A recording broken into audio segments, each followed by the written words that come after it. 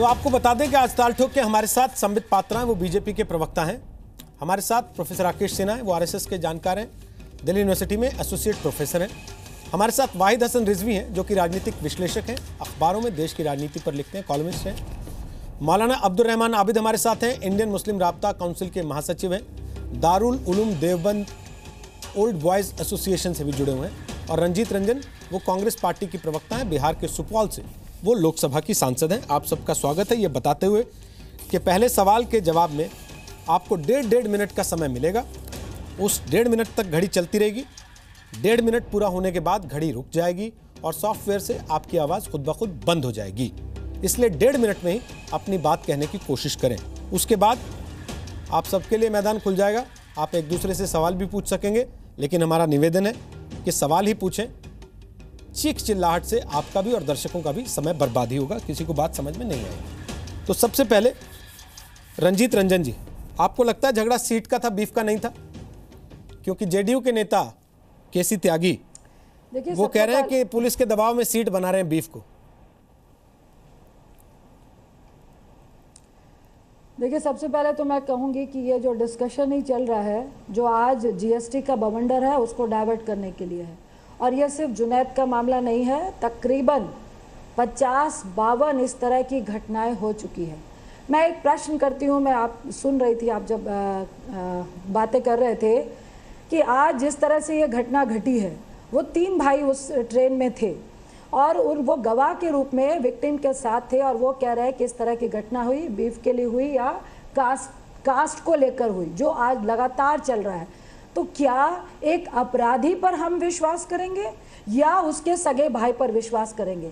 एक बार अगर हम ये भूल जाएं कि वो हिंदू मुस्लिम नहीं थे, एक ही कास्ट के लोगों की लड़ाई होती और एक लड़के की डेथ हो जाती, तो आप उसके सगे भाई पर विश्वास करते या अपराधी पर विश्वास करते?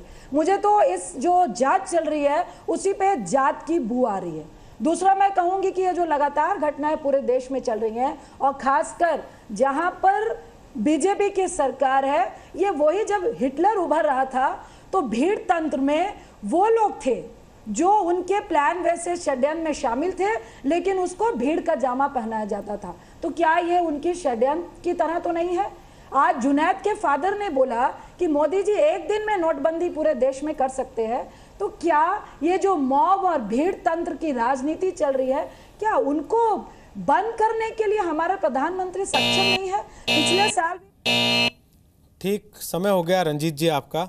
आप ये कह रहे हैं कि दोनों एक जाति के होते तो क्या होता, तो खबर नहीं बनती, ये आप भी जानती हैं। दोनों एक धर्म के होते तो कोई परवाह भी नहीं करता। दोनों एक धर्म के होते तो शायद कोई अखबार जाता भी नहीं, अगले दिन हेडलाइन भी नहीं छापता। ये बात आप अच्छे से जानती हैं। मामला हिंदू मुस्लिम का था, इसीलिए नॉट इन माई नेम के नाम से जंतर मंतर पे प्रदर्शन हुए। और संबित पात्रा, अगर बीफ नहीं था, सीट थी, तो क्या हत्यारे की सजा कम हो जाती है? नहीं, बिल्कुल नहीं। आपने बिल्कुल अपने रिपोर्ट में सही कहा, हत्यारा हत्यारा होता है, चाहे किसी भी कारण से उसने हत्या किया हो, मगर हत्यारे को आप अलग रखिए। यहाँ जिस प्रकार का एक विमर्श, एक नैरेटिव बनाने की देश में कोशिश हो रही है, डिबेट उस पे हो रहा है। जब बीफ नहीं था, सीट का विषय था, और हत्यारे को उतना ही जुर्माना या उतनी ही सजा मिलनी है जितना कि प्रावधान हमारे कानून में है, तो ये बीफ का नैरेटिव क्यों बनाया गया? ये नैरेटिव इसलिए बनाया गया ताकि भारतीय जनता पार्टी को किसी तरीके से इस कटघरे में खड़ा किया जाए और उसको खींचकर डिबेट में लाया जाए। आप याद करिए, एक 71 ईयर्स की नन के साथ नादिया जिले वेस्ट बंगाल में रेप हो गया था। बड़ा ही भयंकर और दुर्भाग्यपूर्ण घटना थी।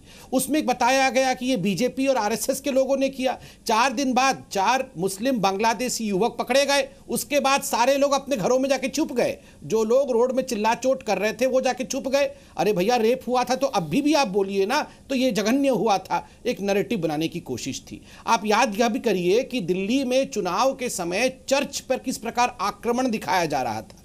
कोई अगर पत्थर गलती से चर्च के आसपास भी नजर आया तो बताया जा रहा था सारे क्रिश्चियनों को इस धराधाम से बिल्कुल खत्म करने की साजिश भारतीय जनता पार्टी कर रही है। इस प्रकार कर दिया गया कि ओबामा जी जब हिंदुस्तान आए थे उनको भी इसके ऊपर बोलना पड़ा। तो स्वाभाविक है एक प्रकार का एक नैरेटिव बना के भारतीय जनता पार्टी और नरेंद्र मोदी जी जो कि देश को आगे ले जा रहे हैं, उनके ऊपर आघात करने का प्रयास है, उनको लाके षड्यंत्र में खड़े करने का प्रयास है। और ये ठीक है, मैं वापस आता हूं आपके पास। मैं आप दोनों लोगों से पूछना चाहता हूँ। वाहिद हसन रिजवी, आप तो अखबारों में लिखते भी हैं, उन्होंने कहा कि ये दोनों एक जात के होते तो क्या होता। उस पर मैंने कहा कि एक जात के होते तो शायद उस तरीके से खबर बनती नहीं। आप नज़दीक से देखते हैं लिखने पढ़ने को, क्या आपको लगता है कि सीट हो या बीफ हो उससे मायने नहीं बदल जाते? एक आदमी की मौत हुई है, हत्यारा हत्यारा ही रहेगा। राजनीतिक पार्टियों को कम से कम इस पर रोटी सेकने से बाज आना चाहिए। बिल्कुल राजनीतिक पार्टियों को रोटी नहीं सेकना चाहिए, लेकिन ये बात अपने आप में बेमानी हो जाती है। सीट पे बात हुई होगी, ये बिल्कुल जायज़ है, लेकिन हम एक कॉन्टेक्स्ट आपको ये देना चाहेंगे कि जैसे भारत के आप समाज को देखते हैं तो आप देखा कि भारत में जिस तरीके से दुराचार होता रहा, तो एक समय आया कि पार्लियामेंट ने कानून बनाया SC/ST atrocities of prevention act. कभी आप सोचिए कि स्पेशल कानून इतनी धाराएं रहने के बावजूद schedule caste and schedule tribe की एट्रोसिटीज़ को रोकने के लिए अलग से क्यों बनाने की ज़रूरत हुई?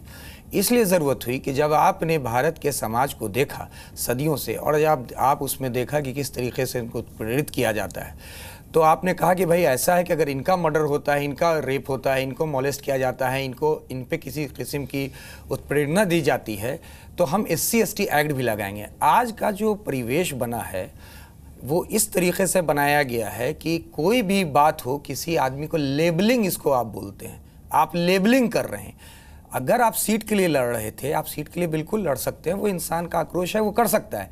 लड़ते लड़ते आप ये मुकाम ले आते हैं कि किसी को उसके ड्रेस कोड पे, किसी इंसान को उसके जात पे, किसी इंसान को उसके फूड हैबिट पे आप लेबल करते हैं। ये क्यों ऐसा हो रहा है? इसलिए सीट का मुद्दा बिल्कुल जायज़ है, इसमें कोई दो राय नहीं कि सीट का मुद्दा हुआ होगा, लेकिन वो मुद्दा किस रंग पे गया और कोई इंसान ने क्यों ऐसा बोला, अब राजनीतिक पार्टी क्या करे, वो एक अलग मुद्दा है। सर, इससे तो बड़ा सवाल ये है ना कि उसके बाद वो बच्चा जिंदा था, वहाँ प्लेटफॉर्म पे रख के उसके वीडियो बनाए जाते रहे, वहाँ 500 लोग खड़े होकर देख रहे थे तमाशा, उनमें से एक ने भी अस्पताल ले जाने की जहमत नहीं उठाई उसको। आप इन चीज़ों पे जोर देंगे या इस पे देंगे कि साहब मुसलमानों की सुरक्षा के लिए एक अलग कानून ले आइए? नहीं, मैं एक सेकंड, अब मैं मौलाना साहब के पास जा रहा हूँ। मौलाना साहब, आप इस पे जोर देंगे या इस पे देंगे कि जैसे आपने SC/ST को बचाने के लिए कानून बनाया, मुसलमानों को बचाने के लिए अलग कानून ले आइए? आप पहले से इस बात पे लड़ते आए हैं कि मुसलमान मुख्य धारा में नहीं आ पाया, अब आप उसको काटने के लिए एक और कानून चाहते हैं कि मुख्य धारा से पूरी तरह काट दें, अछूत बना दें मुसलमान को। एक बार वो बोल लें, मैदान खुल जाएगा, फिर आप फिर से बोल लीजिएगा। आप बोल लें मौलाना साहब, फिर राकेश जी का कमेंट बोलिए। रोहित जी, बुनियादी बात वहीं से शुरू करता हूं जहां से आपने शुरू की थी कि झगड़ा वाक़यतन सीट से शुरू हुआ था। मैंने एक दो नहीं, कम से कम 10-12 रिपोर्ट उस वाक़े की पढ़ी हैं, मुख्तलिफ जर्नलिस्टों की भी पढ़ी हैं, और जो डेलीगेशन जुनैद के घर गए थे ईद के दिन और ईद के बाद भी, जिम्मेदार लोगों के, उनकी रिपोर्टें भी मैंने पढ़ी हैं। झगड़ा सीट से शुरू हुआ था, लेकिन जब वो सीट की बात से शुरू करके कि अच्छा ये साला पाकिस्तानी है, ये मुल्ले हैं, ये गोश्त खाने वाले हैं, ये गाय खाने वाले हैं, इनको मारो, बात यहाँ पर आई। और उसी से जो है होता यह है कि मुजरिम जब जुर्म करता है तो इस तरह की भाषा बोल के वो दूसरे जो लोग इस झगड़े से लाताल्लुक और बेताल्लुक होते हैं उनकी की भावनाएं अपने साथ जोड़ना चाहता है, और वही हुआ है। और अक्सर घटनाओं में यही हो रहा है।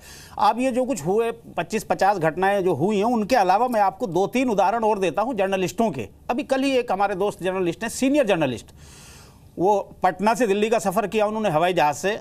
उन्होंने एक छोटा सी रिपोर्ट लिख करके भेजी कि साहब अब जो है सफ़र करने का वो माहौल हवाई जहाज़ का भी नहीं रहा, क्योंकि इससे एक दिन पहले ट्रेन से आने वाले उर्दू के एक जर्नलिस्ट, एक रोज़नामा खबरें नाम से अखबार निकलता है दिल्ली से, उसके असिस्टेंट एडिटर पटना से दिल्ली आए।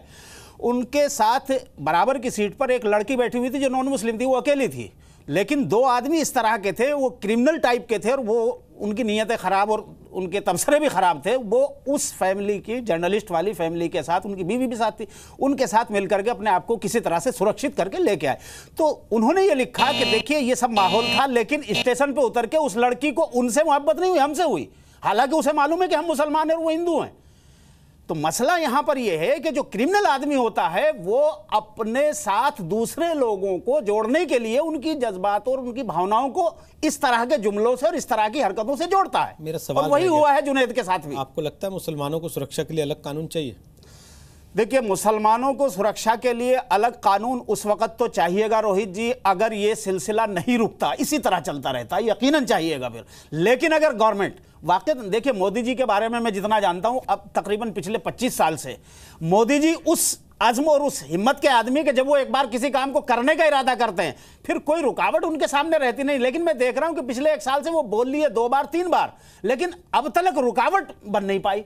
इसका मतलब यह है कि या तो कहीं ना कहीं वो ढीले हैं या फिर उनके साथ वाले लोग जो हैं वो उनको करने नहीं देना चाह रहे हैं। देखिए एक सेकंड सर, अब एक कमेंट इनसे ले लूं, फिर बस उसके बाद एक जुमला मैं कह दूं, बात पूरी हो जाएगी। बोलिए। मैं कहना यह चाहता हूं कि बात संबित पात्रा जी कह रहे थे कि बीजेपी पर सवाल उठाना, बात सिर्फ बीजेपी की नहीं है, बल्कि दायित्व होता है सरकार का।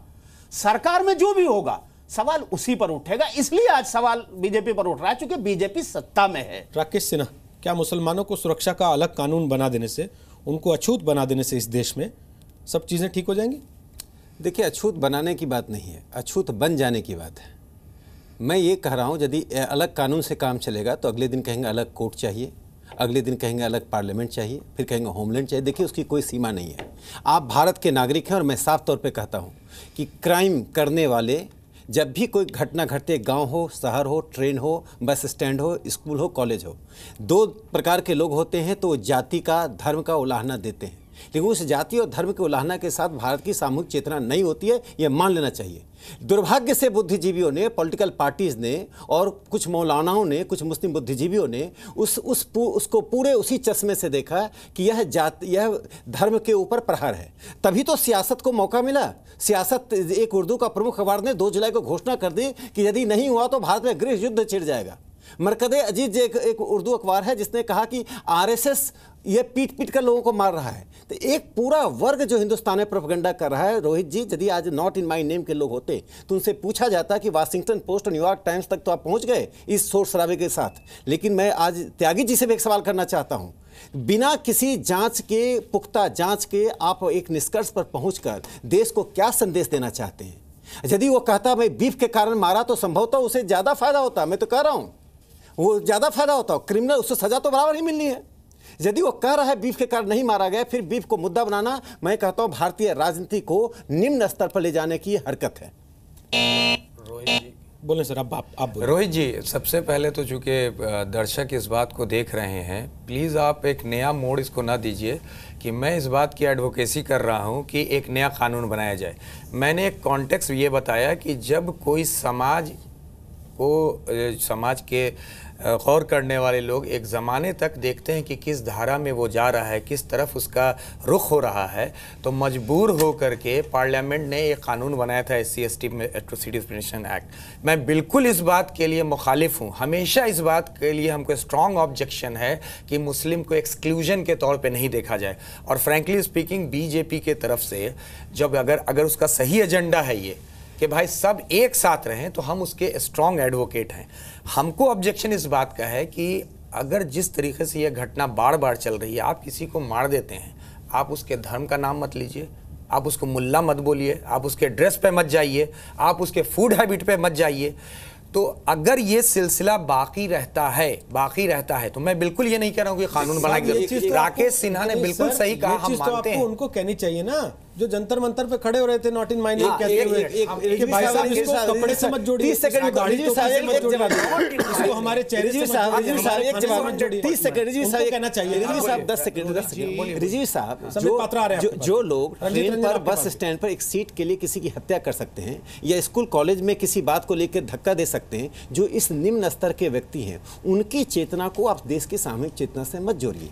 वो देखिए, आप 100 कानून, आज शेड्यूल कास्ट शेड्यूल ट्राइब के बारे में, बहुत शेड्यूल कास्ट के बारे में कानून बना हुआ है। यदि समाज में जागृति नहीं आई है, उस कानून के बावजूद भी आज उन पे जो हत्याएं हो रही हैं, महिलाओं के साथ जो दुर्व्यवहार हो रहा है सामंती, तो वो सामंतवाद से लड़ना है। आप सब यदि कानून के आधार पर, राजनीति के आधार पर देश में समाधान हो जाता तो दुनिया में सुख शांति चैन हो जाता। सामाजिक एक्शन की जरूरत है। सामाजिक एक्शन में आपने जो बात कही, एक्सक्लूजन से आप निकलना है, कोई निकालेगा नहीं, आपको स्वयं निकलना है। बार बार इस्लाम इन डेंजर, आप देखिए, मैं उर्दू अखबारों के खिलाफ नहीं हूँ, लेकिन प्रायः सभी उर्दू अखबारों में जो लेख छपे हैं रोहित जी, जो संपादकीय लिखे गए हैं, उसमें एक ही नारा दिया गया, इस्लाम खतरे में है। ठीक है, एक सेकंड, आप लोगों ने बीजेपी पर सवाल उठाए, संबित पात्रा से जवाब लीजिए, उसके बाद मैं रंजीत रंजन से कमेंट लेता हूं, फिर आपके पास आता हूं। संबित पात्रा जवाब दीजिए। वो कह रहे हैं सवाल बीजेपी उठेगा, सरकार आपकी है, तो सवाल का जवाब तो आप ही को देना पड़ेगा ना सर। देखिए, मैं आदी नहीं हूँ नाक को घुमा के पकड़ने का। मैं बिल्कुल डायरेक्टली कुछ बातें कहना चाहूँगा। ये बात बिल्कुल सही है कि हम सरकार में हैं तो सवाल तो हम पे ही उठेगा, मगर दो तरह के सवाल होते हैं। आप लॉ एंड ऑर्डर पे सवाल पूछ सकते हैं, हम केंद्र में हैं और जिन राज्यों में हमारी सरकार है हम जवाब देंगे कि वहाँ कानून की व्यवस्था क्या है। अगर सीट पे हत्या हुई तो वो लॉ एंड ऑर्डर का विषय है, मगर अगर आप कहेंगे बीफ के लिए हत्या हुई तो वो कम्युनल विषय बन जाएगा। और आप कहते हैं, देखिए ये पूरा जो बयान आप सुनेंगे, बयान कैसे ट्रैवल किया है। पहले बयान दिया गया सीट के लिए हुआ, उसके बाद ये सीट बन गया बीफ, और उसके बाद मुझे आश्चर्य हुआ कि एक दिन के अंदर ये बीफ बन गया बीजेपी और आरएसएस की। बीजेपी और आरएसएस के लोगों ने पीट दिया है और इसके पीछे एक साजिश है। तो स्वाभाविक है, अगर बीफ जो सच्चाई नहीं है इस केस में, अगर धर्म जो इसमें सच्चाई नहीं है, यहाँ सीट की लड़ाई हुई है, तो उसमें आप भारतीय जनता पार्टी के माइंडसेट को क्वेश्चन कर रहे हैं। नंबर 2 और बहुत महत्वपूर्ण बात, मैंने कहा मैं डायरेक्टली कहूँगा। देखिए रोहित जी, बुरा मत मानिएगा, कुछ पॉलिटिकल पार्टीज और कुछ नैरेटिव सेट करने वाले, जिनको मैं रुदाली कहता हूं, रुदाली इसलिए कहता हूं क्योंकि उनका कोई इमोशन नहीं होता है। जहां से पैसे मिलते हैं वहां जाके लाश की धर्म, लाश का जाति पूछने के बाद वो छाती पीट पीट के रोने लगते हैं, उनको रुदाली। ये जो अवार्ड वापसी रुदाली गैंग है, ये इतने खतरनाक हैं कि ये इनकी आइडियोलॉजी से जब दूर हो जाते हैं, उनकी सरकार नहीं आती है, तो सरकार और सत्ता में वापस आने के लिए रोहित जी ये किसी भी हद तक जा सकते हैं। ठीक है, इसे गांठ बांध के रख लीजिए। ओके, आज के अखबारों को खोलिए, आज टुडेज अखबार, आज के अखबारों को खोलिएगा तो एक महत्वपूर्ण बात पाइएगा। 1 साल पहले ऊना की जो दलित फॉगिंग हुई थी, उस विषय के फोटो बड़े बड़े आज कुछ अखबारों में छापे गए हैं। मुझे ये बताइए, ये विषय को आज फिर से क्यों उठाया जा रहा है? एक पुनः नैरेटिव क्रिएट करने की कोशिश क्यों की जा रही है?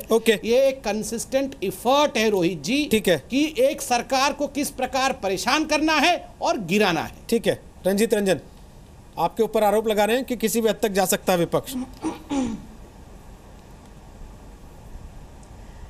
एक बात तो तय है कि ये जो इनके कारनामे हैं, इनको अब डर लगना शुरू हो गया है कि इन कारनामों से जनता इनको सत्ता पे रहने नहीं देगी। मैं फिर कहूँगी कि थोड़ी सी संजीदगी हम सबको लानी चाहिए। आप एक जुनैद की बात कर रहे हैं, लगातार इतने सारे पूरी लिस्ट लेके मैं बैठी हुई हूँ। क्या वजह है संबित जी कि हर जगह पे मुस्लिम पे ही अटैक हो रहा है? खुलेआम बोल रही हूँ, हर जगह मुस्लिम पे ही अटैक हो रहा है। उस ट्रेन में आप प्लीज सुनिए, उस ट्रेन में, अरे प्लीज मेरा सुनने दीजिए पहले। बंगाल है जुनैद के बाद प्लीज सुनिए, अरे प्लीज सुनिए, जुनैद के बाद भी उस ट्रेन में कई ऐसे हादसे हो रहे हैं जिनकी टोपी और दाढ़ी है उन पे अभद्र टिप्पणियां करी जा रही है। जंतर मंतर पे जो प्रोटेस्ट हुआ उसमें हिंदू बोल रहा है कि मैंने जब कहा कि मोदी सही नहीं कर रहा है तो मुझ पे लोग टूट पड़े, तो मुझे आईडी दिखानी पड़ी कि मैं हिंदू हूं। कि आप जितना पर्दा डालने की कोशिश करें, लेकिन जिस तरह की विभत्स घटनाएं और जो घृणास्पद कार्य बीजेपी, बजरंग दल, वीएचपी, जो जनसंघ जिस तरह से आप कर रहे हैं, इसका बहुत खतरनाक जो आपका रिजल्ट है पूरे देश को भोगना पड़ेगा। आप विकास, आप नोटबंदी हो, जीएसटी हो, उस पे बुरी तरह फेल हो रहे हैं, तो आप इसको डाइवर्ट करते हैं इस तरह की घटनाओं से। जीएसटी नोटबंदी अब जनता को तय करने दीजिएगा। मैं बहुत दिनों जो आज का सवाल है वो सीट वर्सेस बीफ का है कि सीट कैसे बीफ बन गई। मेरा एक सवाल है रंजीत रंजन, गुजरात में 3 लाख, रंजीत रंजन मेरा एक सवाल है, 3 लाख लोग व्यापारी प्रोटेस्ट कर रहे हैं। नहीं, आप इस बात पे जवाब ही नहीं देंगे। अब आप जीएसटी पे बात करना चाहती हैं, जीएसटी पे आपकी पार्टी आपको मिलती नहीं है रिप्रेजेंट करने के लिए डिबेट में। प्लीज समझिए, सीट बनी बीफ, हैशटैग ये है, पढ़िए इसको, ऊपर चल रहा है टेलीविजन स्क्रीन पर आपके ऊपर। रंजीत रंजन जी मुद्दे पे आइए।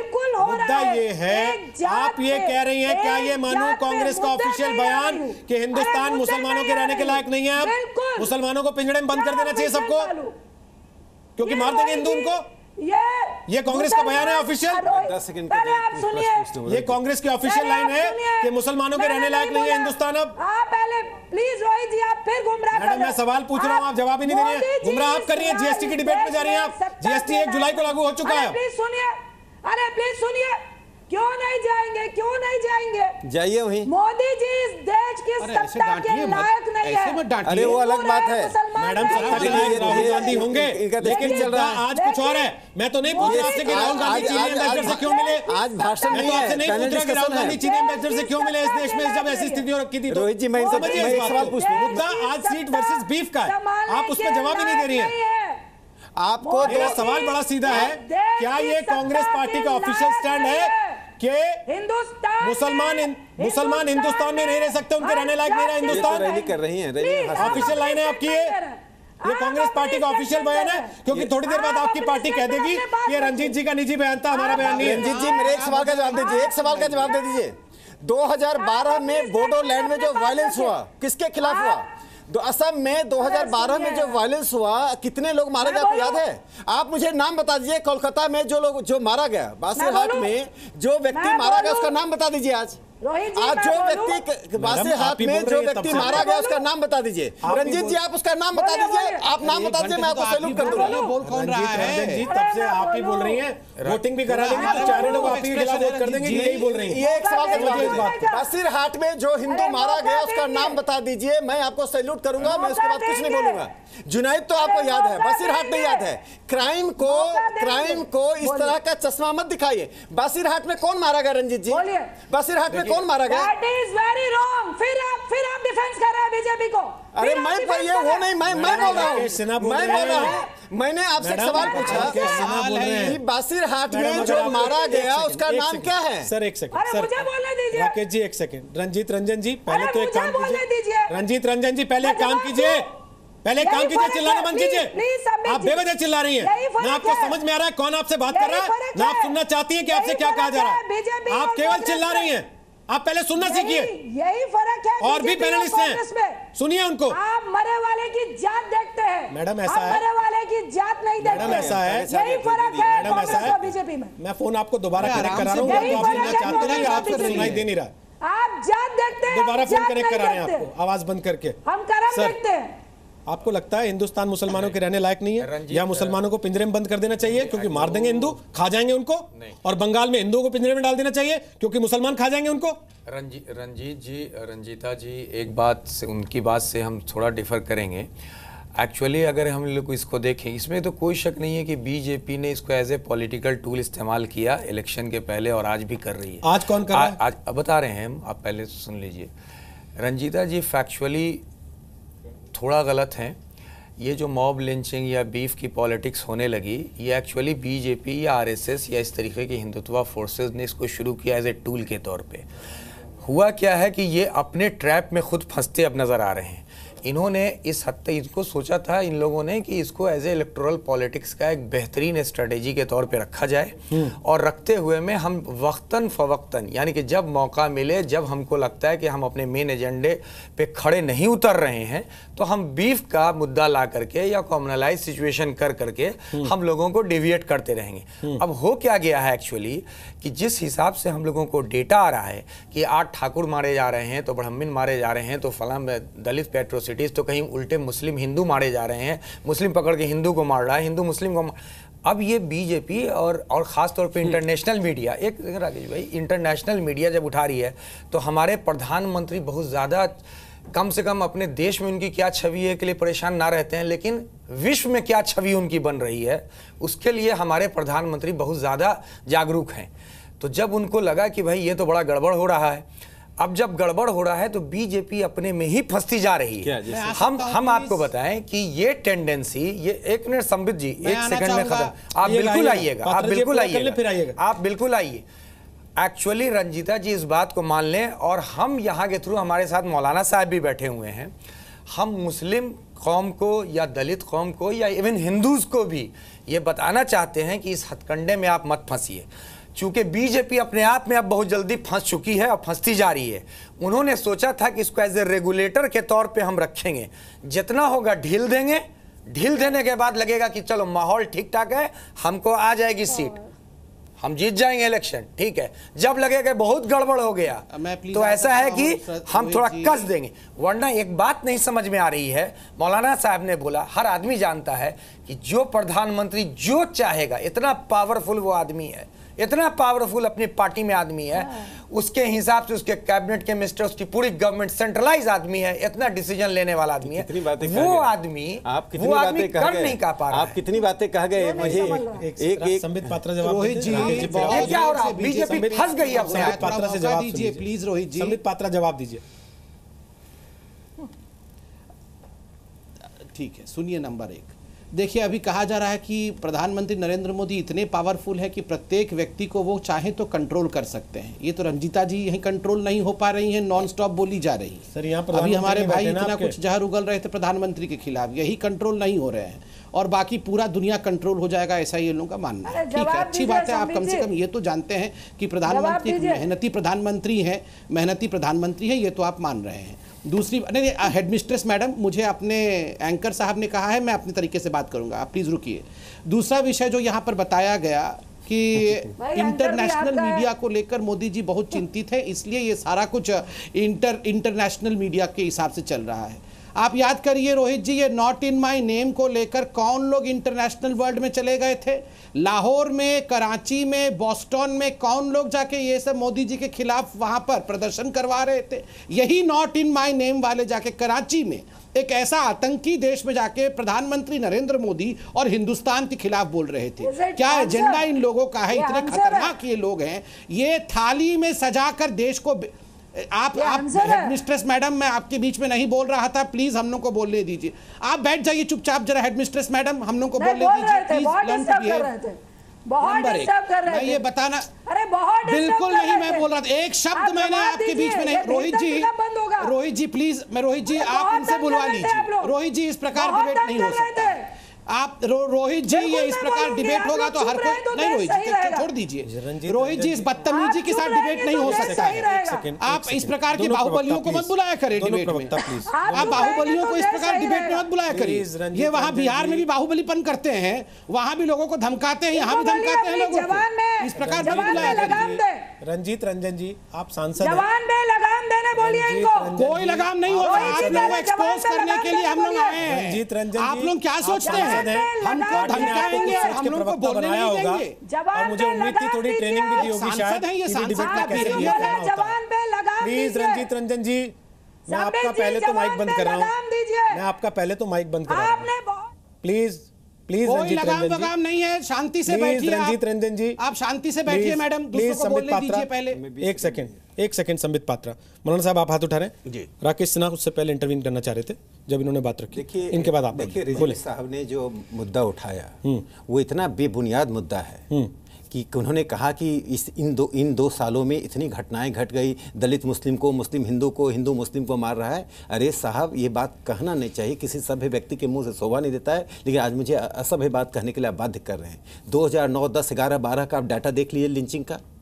क्या जो विच हिंटलिंग डाइन के नाम पर मारा जा रहा महिलाओं को झारखंड में और उड़ीसा में, उनका हमने जातीय धर्म देखा? अरे जो देख लीजिए, जो समाज में बुराई है उसको स्वीकार करना चाहिए।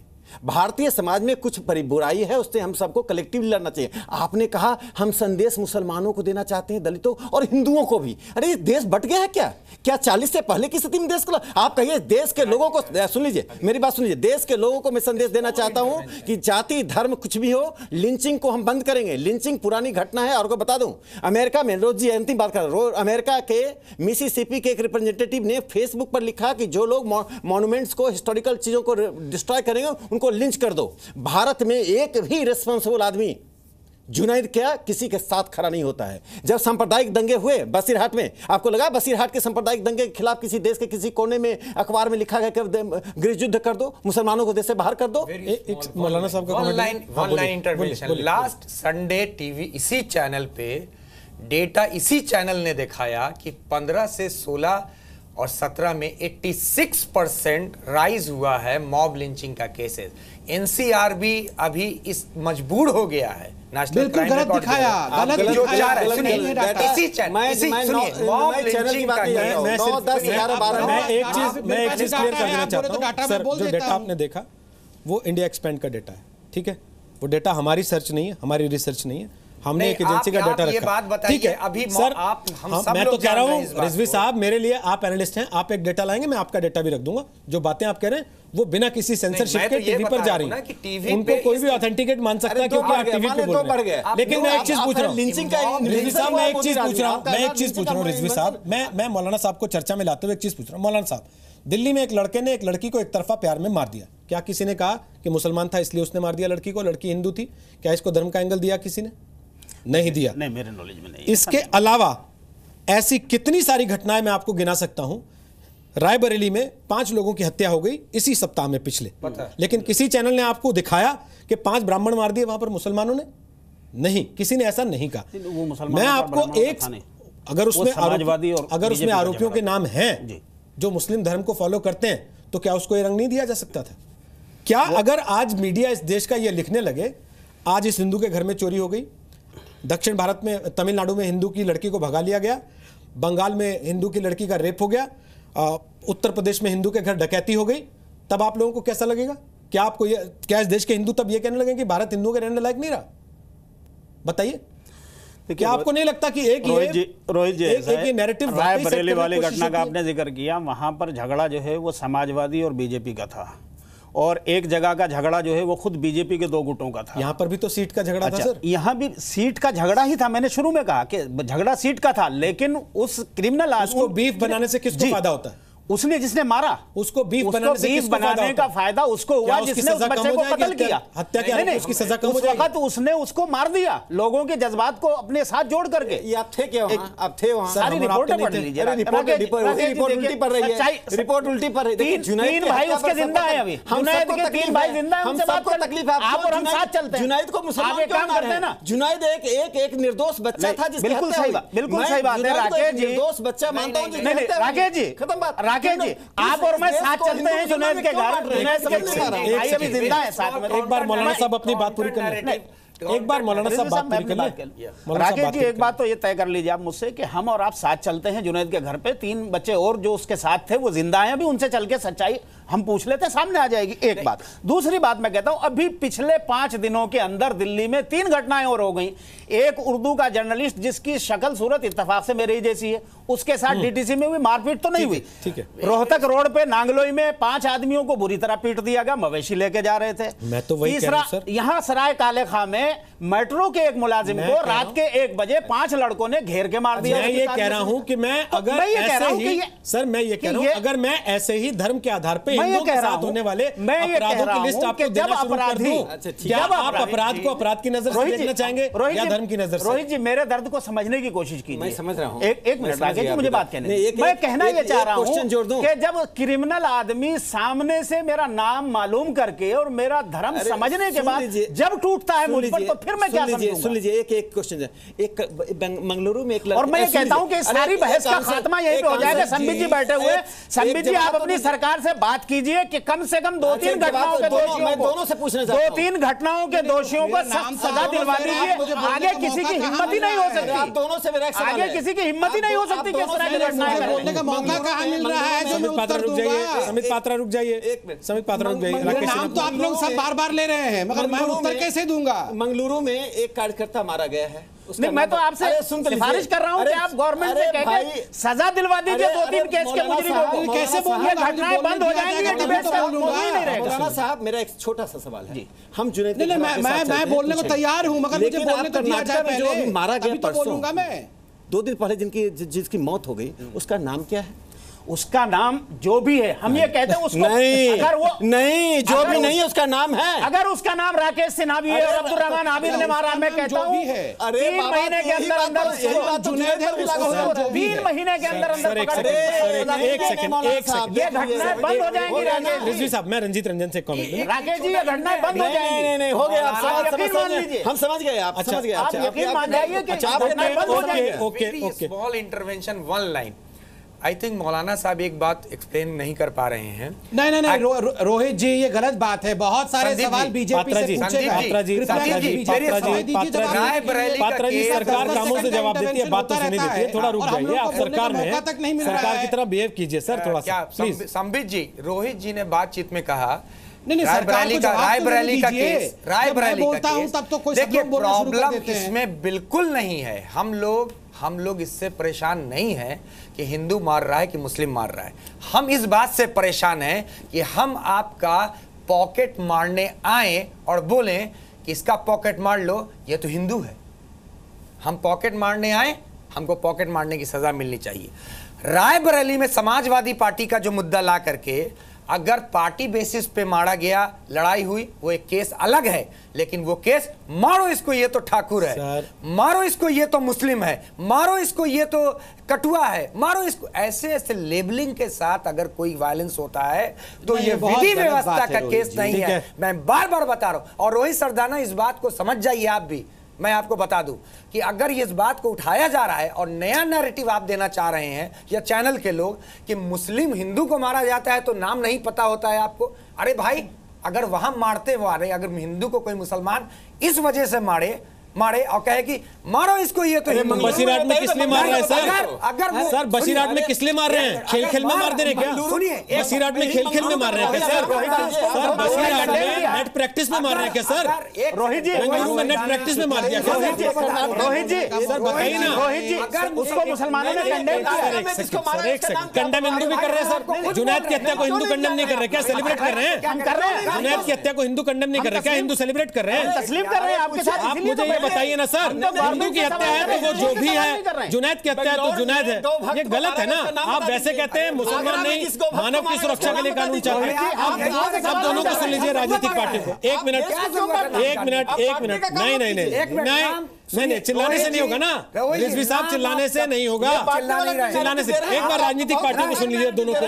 अब दोनों राजनीतिक पार्टियों को सुन लीजिए, एक एक करके प्लीज।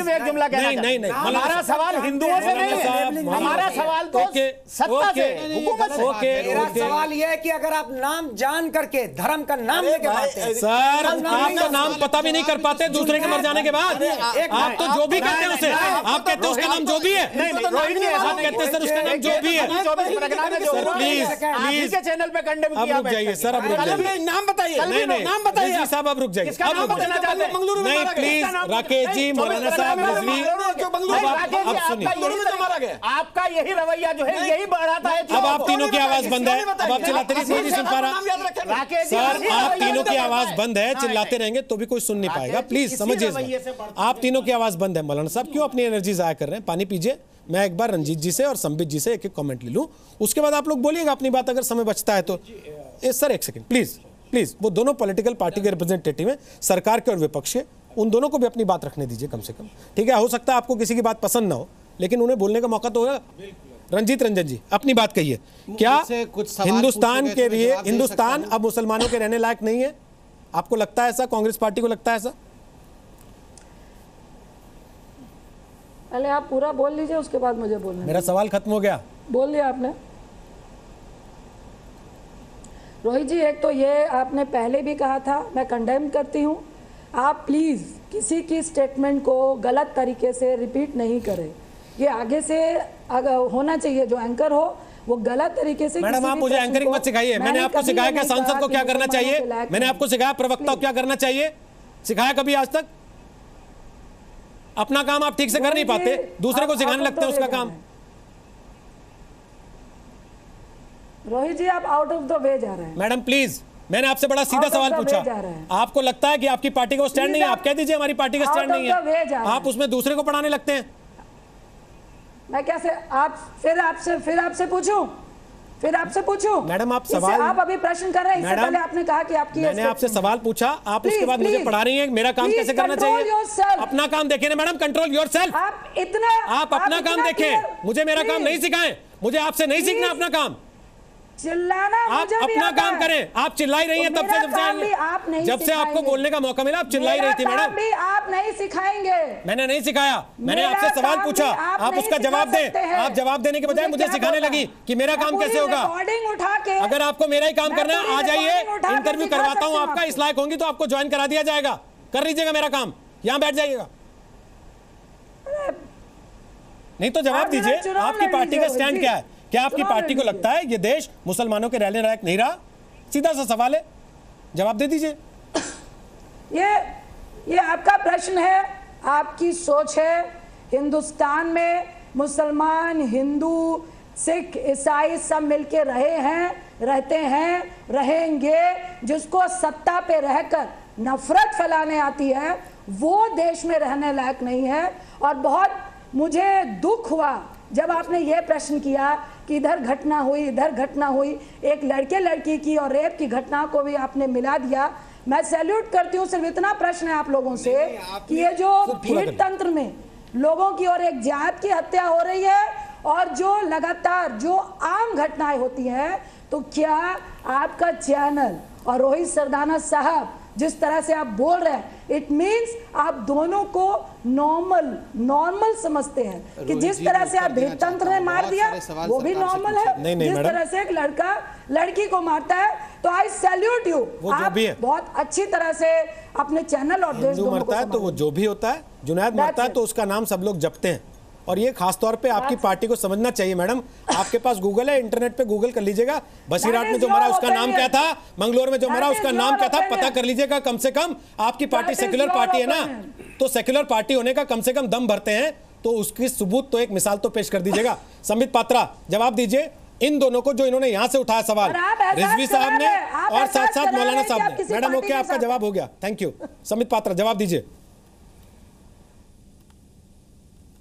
देखिए, पहले तो रिजवी साहब का जो सवाल था मैं जवाब देना चाहता हूं। रिजवी साहब ने कहा कि ये जो केंद्र की सरकार है ये उल्टा इसलिए फंस गई क्योंकि ये जो मॉब लिंचिंग थी, गाय के नाम पे जो हत्याएं थी, इसको रेगुलेट कर रही थी सरकार। मोदी जी इसका कंट्रोल अपने हाथ में रखे हुए थे। रिजवी साहब, मैं पलट के आपसे एक सवाल पूछता हूं और बहुत सम्मान के साथ पूछता हूं। इसका अर्थ यह है कि जितने ये आतंकवादी घटना हो रहे थे इससे पहले, और जिन आतंकवादियों का धर्म नहीं होता है, मैं नहीं कहूंगा कौन सा धर्म के होते क्योंकि उनका धर्म नहीं होता है, वो सब क्या आप लोग और इससे पहले जो सरकार थी वो रेगुलेट कर रहे थे?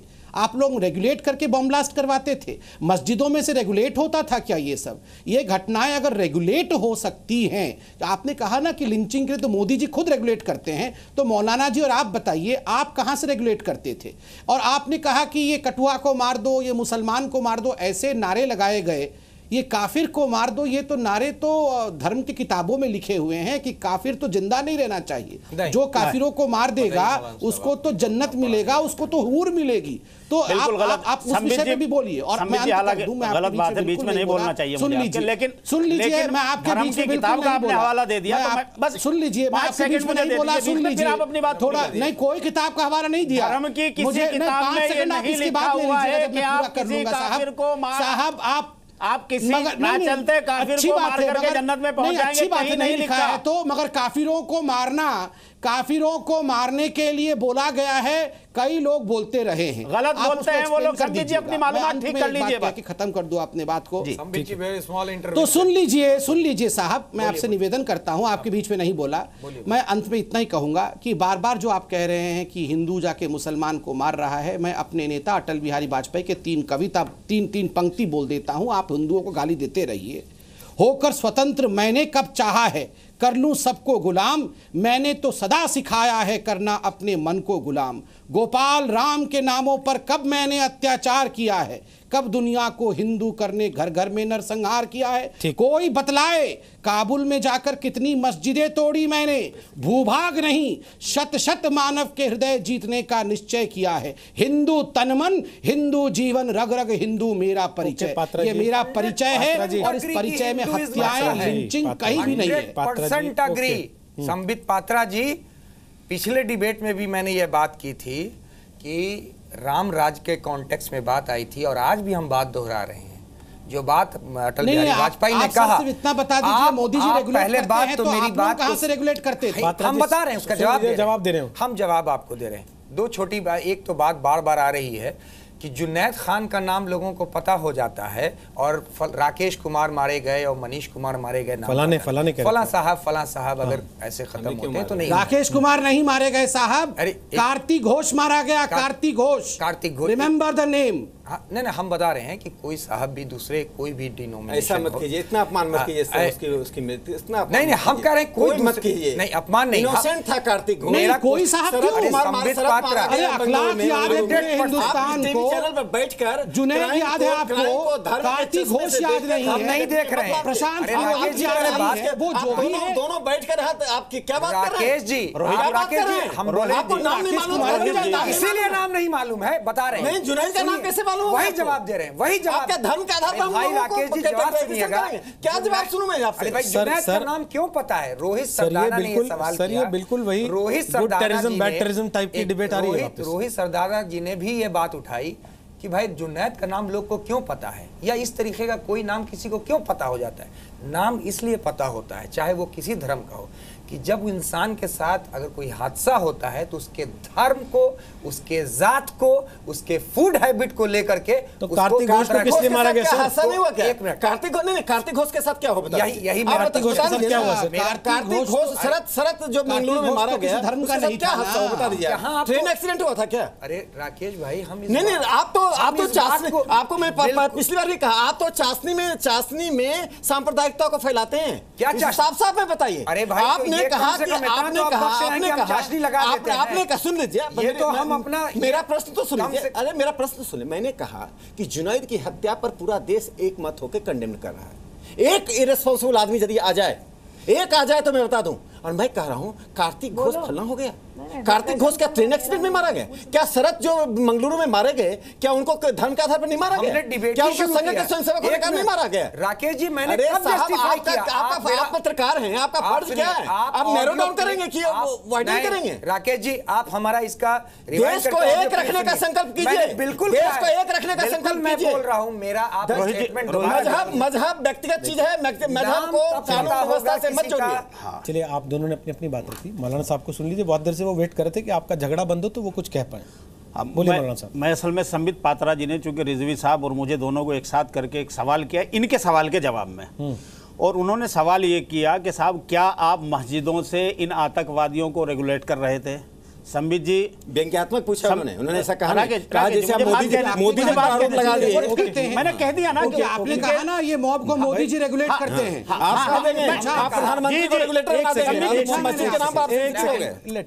संबित जी आपने रिजवी साहब के सवाल के जवाब में ही ये सवाल किया था, मैंने पहले उसकी वजाहत कर दी, वो लंबा नहीं किया मैंने। लेकिन मैं आपको यहाँ ये क्लियर कर दूं कि देखिए इन्होंने बीजेपी को लाकर के कटघरे में खड़ा किया। बीजेपी एक पॉलिटिकल पार्टी है, अगर कोई कांग्रेस को खड़ा करता है वो भी एक पॉलिटिकल पार्टी, किसी भी पॉलिटिकल पार्टी। मस्जिदें या मस्जिदों की कमेटियां या मदरसे ये ना तो चुनाव लड़ते हैं, ना चुनाव की राजनीति करते हैं, ना ये आतंकवादियों को कंट्रोल करते हैं, और ना ये किसी आतंक को बैठ के कहीं से रेगुलेट करते हैं, और ना इनका ये मकसद है कि हम इस तरह की घटनाएं करा के चुनाव लड़ना है। कश्मीर में किसी दिन full flag debate Kashmir Bharat का हिस्सा मानते हैं? नहीं, कश्मीर में मस्जिद से बाहर निकल के आईएसआई के झंडे पर आ जा रहे हैं, पत्थर फेंके जा रहे हैं। बड़ा इशू है, उसमें 2 घंटे का किसी मस्जिद से नहीं, उन्होंने कहा कश्मीर की मस्जिद से। आप कह रहे कश्मीर पे अलग दिन डिबेट। रोहित जी और संबित जी, धर्म का कोई मतलब एक तो नहीं है। आप इस चीज को बाहर निकाल दी, एक बात। दूसरी बात मैं आपसे बहुत क्लियर, रोहित जी एक बात और कह दूं, कई बार उसका आया, नॉट इन माय नेम, जो आपका मूवमेंट खड़ा हुआ, मैं अपने नुक्ते नजर से जब सोचता हूं उसको, मैं समझता हूं कि उस मूवमेंट की वजह से गवर्नमेंट ऑफ इंडिया को, गवर्नमेंट ऑफ इंडिया को उस मूवमेंट की वजह से सहयोग मिला है। आपको अंदाजा नहीं है, मुझे अंदाजा है मुसलमानों में किस कदर गुस्सा पनप रहा है इन 85 हत्याओं से। एक छोटी सी चीज, लेकिन ये इस तरह के मोमेंटम जो है उस गुस्से को निकालने का जरिया है, और ये हमें फिर मिला देते हैं आपस में। हिंदू मुसलमान सब एक, हम थोड़ा सा अपना जो नोक झोंक होती है उसको मिला करके रह जाते हैं। क्या राजनीतिक पार्टियां, रंजीत रंजन जी, अपराध को धर्म के चश्मे से देखना बंद नहीं कर सकती? अपराध को अपराध की तरह नहीं देखा जा सकता, क्योंकि हत्या सीट को लेकर हुई हो या बीफ को लेकर हुई हो, सजा हत्या की ही मिलेगी उसे।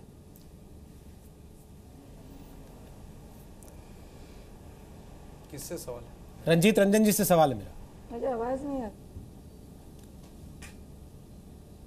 मेरी आवाज आ रही है आपको रंजीत जी?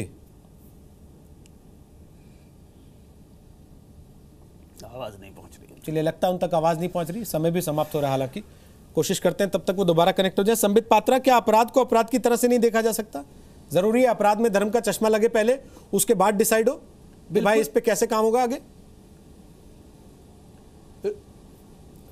रोहित जी, देखिए, जब तक हम पॉलिटिकली करेक्ट होने की कोशिश करेंगे और सच को सच नहीं बोलेंगे, तब तक हम इसी प्रकार रोज डिबेट करते रहेंगे। आप देखिए क्या हो रहा है देश में, जिस प्रकार का एक लीडरशिप आज बीजेपी के पास है, जिस प्रकार जनता उस लीडरशिप पे भरोसा कर रही है और जैसे जीत हो रही है। मैं एरोगेंस के वचन नहीं बोलना चाहता हूँ, मैं इतना बोलना चाहता हूँ, विपक्ष को लगता है किसी भी कीमत पे अगर इससे लड़ना है, हम लीडरशिप से तो नहीं लड़ सकते हैं, हमें एक ऐसा विमर्श बनाना पड़ेगा जिसमें हिंदुओं को बांटना पड़ेगा दलित में और बाकी सवर्णों में।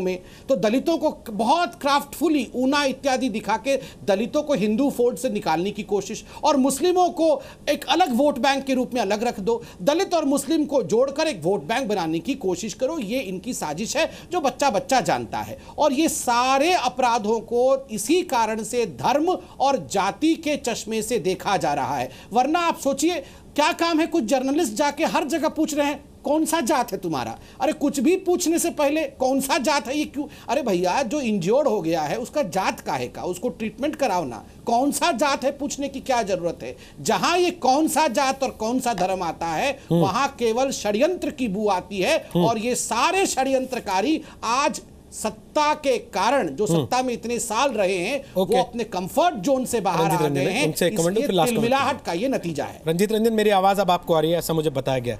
अपराध को क्या अपराध के नजरिए से नहीं देखा जा सकता? सिर्फ हत्या सीट के लिए हुई हो या बीफ के लिए, हत्या करने वाले को सजा वही मिलेगी जो हत्या के अपराधी को मिलती है। सजा उसकी कम या बढ़ नहीं जाएगी।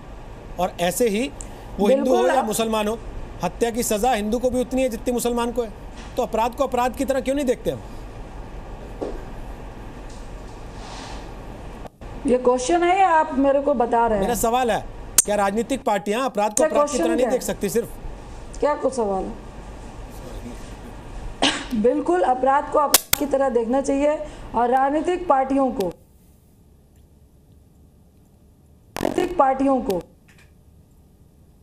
आवाज कट रही है आपकी, शायद कुछ तकनीकी दिक्कत आ रही है, हम सुन नहीं पा रहे। आपका वीडियो भी चला गया, माफी चाहते हैं इसके लिए, इस तकनीकी खामी के लिए। हमने दूर करने की कोशिश भी की थी लेकिन लगता दूर हुआ नहीं। रिजवी साहब आप बोलिए। बस एक छोटा सा इंटरवेंशन ये कि जब ये संबित पात्रा इस बात को उठा रहे हैं कि पहले जब आतंकी हमले होते थे तो क्या कांग्रेस या कोई दूसरी पार्टियां रेगुलेट करती थी, हम लोग इस पे ना जाएं, हम लोग इसको गौर से देखें। जब इलेक्शन आता है, भारतीय जनता पार्टी खास तौर पे आप बात कीजिए, हमेशा कॉम्युनल पोलराइजेशन का मुद्दा उठा करती है, और उठाने के बाद खुद उसके जब सेंट्रल लीडरशिप के लोग कई दफ़ा, कभी साक्षी महाराज हों कि आदित्य योगी नाथ हों कि साध्वी ऋतुंभरा हो, तो फलां उनको आप रोका जाता है। जैसे एक मिनट, जैसे सैयद बुखारी जब जा करके मोबिलाइज करते थे, सैयद बुखारी जामा मस्जिद शाही इमाम पॉलिटिकल मामले में मुसलमानों को एड्रेस करके उसके मुखिया बनने का ड्रामा करते थे, जो उनका मैंडेट नहीं है।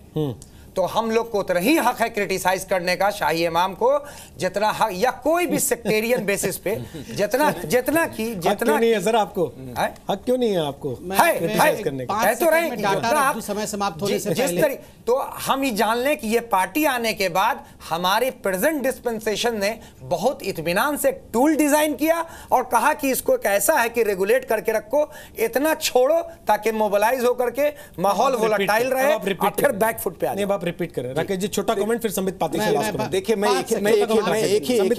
मुझे रिजवी साहब की बात से बड़ा हास्यास्पद लग रहा है कि उन्होंने कहा आतंकवाद वाली घटना जो इस देश के लिए रियल चुनौती है। आपको बता दें, ये जो 5-7 घटनाएं घटी हैं, क्रिमिनल्स अंदर जा रहे हैं, किसी की हिम्मत नहीं होगी उंगली उठाने की। देखिए किसी समाज में कोई छिटपुट घटनाओं की कोई गारंटी नहीं ले सकता है, लेकिन समाज उसके लिए मुस्तैद रहे, पुलिस और जांच एजेंसियां काम करें, कोर्ट काम करे, यह लोकतंत्र को सुनिश्चित करता है। अंतिम बात मैं कहना चाहता हूं, जो आतंकवाद की घटनाएं घट रही हैं, ISIS और अलकायदा, उससे जुड़े हुए लोगों को जिस तरह से बचाव के लिए कॉम्युनल राइट्स माइनॉरिटी राइट्स ना बन जाए, कॉम्युनल डिमांड माइनॉरिटी डिमांड ना बन जाए। और कश्मीर में हमारे कश्मीर सुन लीजिए मत, कश्मीर से हिंदुओं को इसी देश में बाहर कर दिया गया, उसका दर्द मौलाना साहब को नहीं होता। समय समाप्त हो गया सर, समय समाप्त हो गया। संबित पात्रा 20 सेकंड ले चलिए, हम साथ चलेंगे, ज्यादा मत लीजिएगा, आवाज कट जाएगी, अपने आप ब्रेक चल जाएगा। बोलिए।